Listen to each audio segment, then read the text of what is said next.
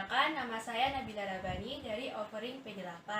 Di sini saya akan menjelaskan pengertian kedudukan dan syarat evaluasi pembelajaran.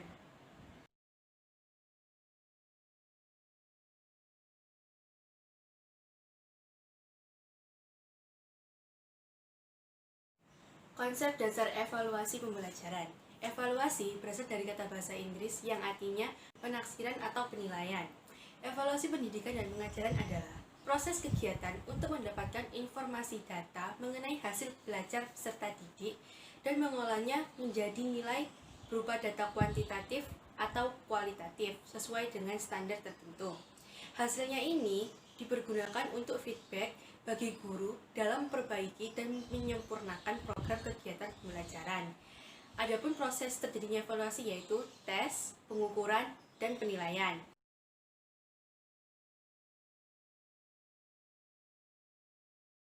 Kedudukan evaluasi belajar dan pembelajaran.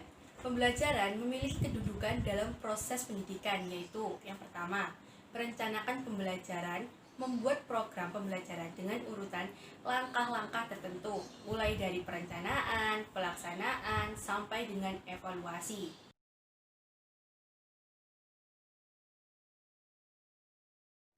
Yang kedua, proses pembelajaran. Guru yang mengajar menyebabkan terjadinya tindakan proses belajar mengajar di dalam kelas. Oleh karena itu, sebagai guru harus mampu membuat strategi pembelajaran yang tepat sehingga dapat mendorong tindakan belajar peserta didik yang aktif, kreatif, produktif, efisien, dan menyenangkan.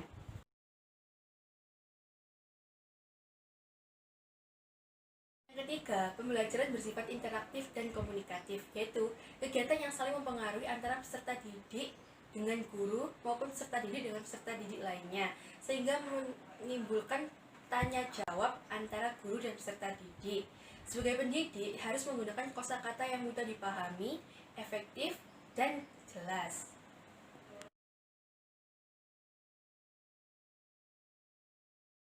Yang keempat, yaitu memberikan kegiatan belajar kepada peserta didik seperti tugas, diskusi kelompok, tanya jawab, dan mendorong siswa untuk berani mengemukakan pendapatnya di depan kelas, sehingga guru mengetahui sampai mana kompetensi siswa yang telah dicapai.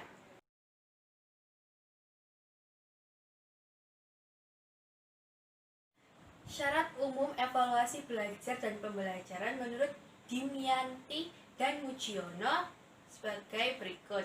Yang pertama, kesohihan, yaitu sebagai ketepatan evaluasi untuk memperoleh hasil evaluasi yang sahih, maka dibutuhkan instrumen yang memiliki syarat-syarat kesohihan suatu instrumen evaluasi. Kesohihan instrumen evaluasi diperoleh melalui hasil pemikiran.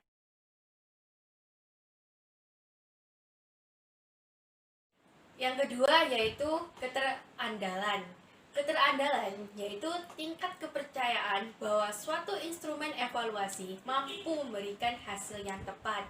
Keterandalan dapat kita artikan sebagai tingkat kepercayaan keajekan hasil evaluasi yang diperoleh dari suatu instrumen evaluasi.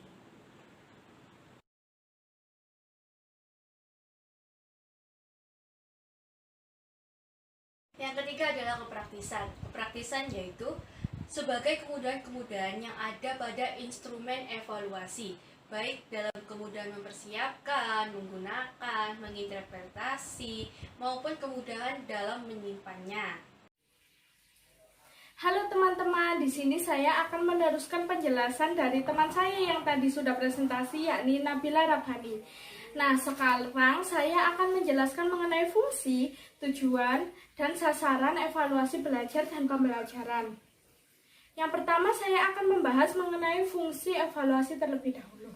Fungsi evaluasi itu sangat beragam dan luas teman-teman, dan itu dilihat dari sudut pandang orang yang mengartikannya.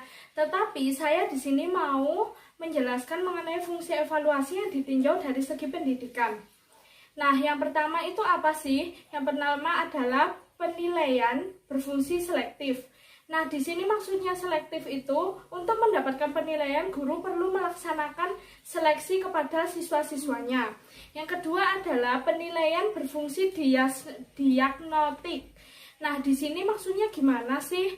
Penilaian bersifat diagnostik itu adalah guru mendiagnosa tentang kelebihan dan kelemahan dari siswanya. Apakah siswanya ini lemah di matematika atau dia pintar di bahasa Indonesia. Nah, jika ditemukan penilaian, guru dapat sesegera mungkin untuk mencari penyelesaian masalahnya.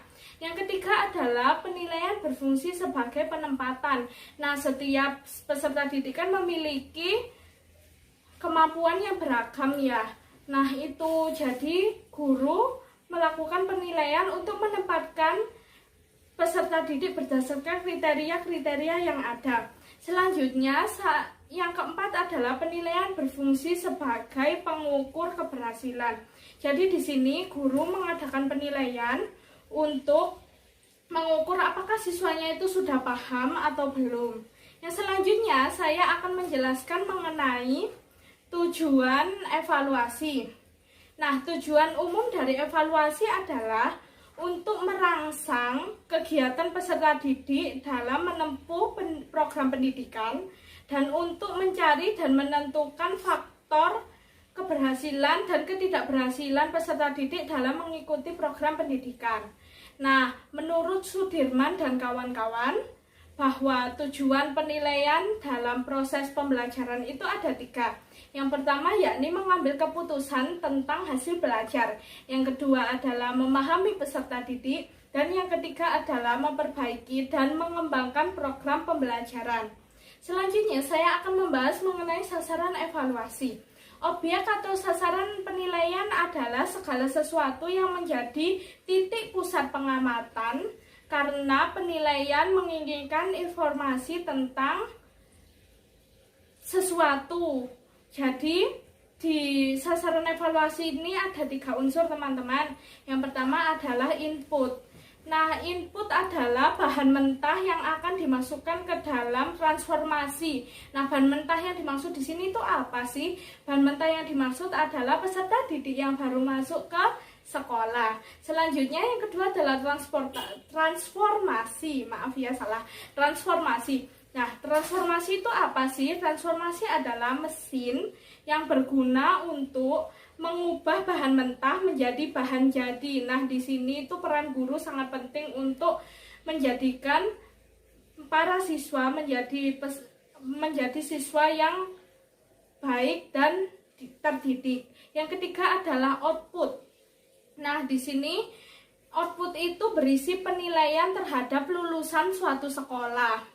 Jadi, penilaian ini dilakukan untuk para alumni gitu teman-teman. Nah, penilaian yang dilakukan ini dengan tes yang bernama achievement test atau tes pencapaian. Nah, saya sudah menjelaskan mengenai fungsi, tujuan, dan sasaran. Materi selanjutnya akan dijelaskan oleh teman saya Nuri Fatul Jannah. Terima kasih.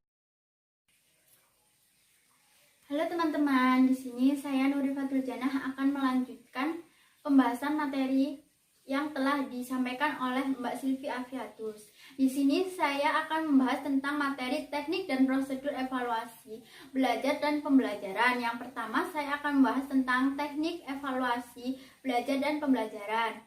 Di sini teknik evaluasi belajar dan pembelajaran memiliki 2 teknik. Yang pertama yaitu teknik tes. Teknik tes dapat diartikan sebagai alat yang dipergunakan untuk mengukur pengetahuan, keterampilan, dan pemahaman peserta didik tentang materi yang telah disampaikan. Kemudian, bentuk-bentuk tes. Yang pertama ada tes lisan. Tes lisan ini biasanya digunakan untuk guru mengajar di kelas, yaitu guru memberikan soal, lalu siswanya disuruh untuk menjawab saat itu juga. Dan yang kedua, ada tes tertulis atau written test. Written test ini guru memberikan soal ujian atau pretest atau post-test seperti itu. Dan yang ketiga ada tes tindakan atau perbuatan atau performance test. Biasanya guru memberikan tugas siswa untuk penelitian atau membuat keterampilan lainnya.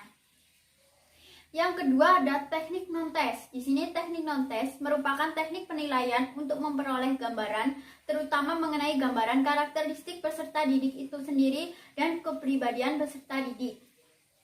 Kemudian selanjutnya teknik penilaian non-tes dapat dikelompokkan menjadi 4, yaitu yang pertama pengamatan atau observasi. Terus yang kedua ada penugasan, dan yang ketiga ada produk, dan yang keempat ada portofolio. Kemudian ada prosedur evaluasi belajar dan pembelajaran. Apa sih prosedur ini? Prosedur adalah langkah-langkah pokok yang harus ada dalam kegiatan evaluasi, yaitu yang pertama ada membuat perencanaan atau evaluasi. Jadi sebelum guru melakukan evaluasi harus memiliki perencanaan. Di sini perencanaannya ada membuat kisi-kisi dan melakukan uji coba dari kisi-kisi tersebut. Dan yang selanjutnya ada pelaksanaan evaluasi. Pelaksanaan evaluasi adalah bagaimana cara melaksanakan suatu evaluasi baik tes maupun non-tes. Dalam pelaksanaan evaluasi, guru harus memperhatikan kondisi tempat yang akan diadakan untuk tes tersebut. Suasana tes juga harus kondusif, dan saat pelaksanaan tes guru harus bersikap lemah lembut dan tidak boleh berlaku kasar kepada peserta didik. Dan yang ketiga ada pengelolaan data. Di sini mengelola data artinya ingin memberikan nilai dan makna kepada peserta didik mengenai kualitas hasil pekerjaannya. Misalkan, jika peserta didik mendapat nilai 60, tidak seharusnya peserta didik itu dikatakan pintar ataupun tidak pintar. Jadi, apabila sampai memberikan keputusan tersebut mengenai aspek keseluruhan kepribadian. Kemudian ada yang keempat ada penafsiran hasil evaluasi. Di sini ada 2 penafsiran, yaitu penafsiran kelompok dan penafsiran individu. Di sini kelompok yaitu penafsiran yang dilakukan untuk mengetahui karakteristik kelompok berdasarkan data hasil evaluasi antara presentasi kelompok, kemudian rata-rata kelompok, dan sikap kelompok dan distribusi nilai kelompok tersebut. Dan yang kedua ada penafsiran individu, adalah penafsiran tertuju pada individu itu sendiri.